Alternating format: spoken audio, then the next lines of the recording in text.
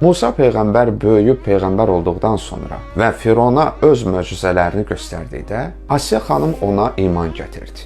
Lakin öz imanını gizli saxladı. Günlərin bir günündə onun imanlı şəxs olduğu üzə çıxdı. Əri Firon onu nə qədər təhdid etsə də, xanım öz inancından dönmədi və nəticədə Firon onu dar ağacına mıxladı və üzərinə ağır bir daş qoydu. O xanım son anlarında Allahı çağırıb belə dua etdi. Allah iman gətirmiş kəslərə Fironun qadınını misal çəkir. Bir dəfə o xanım dedi: "Ey Rəbbim, cənnətdə sənin civarında mənim üçün bir ev bina et. Bu boyda məqam, mənsəb sahibi olasan. Maddi imkanların sonsuz, amma hər şeydən imtina edəsən.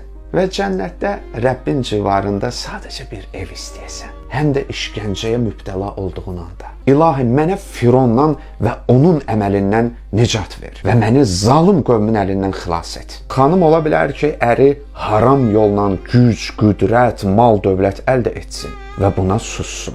Xanım da ola bilər ki, ərini məcbur etsin ki, haram yolla olsa belə mal, dövlət, imkan və mənsəb əldə etsin.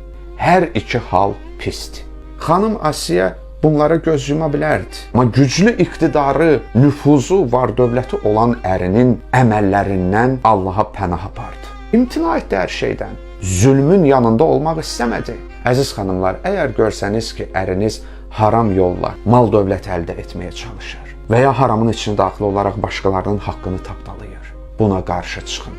Nə olsun ki, siz var-dövlət, səltənət içində yaşayacaqsınız. Amma siz o zalım ərlə şərik olacaqsınız. Buna şəxsən bulaşmasanız belə.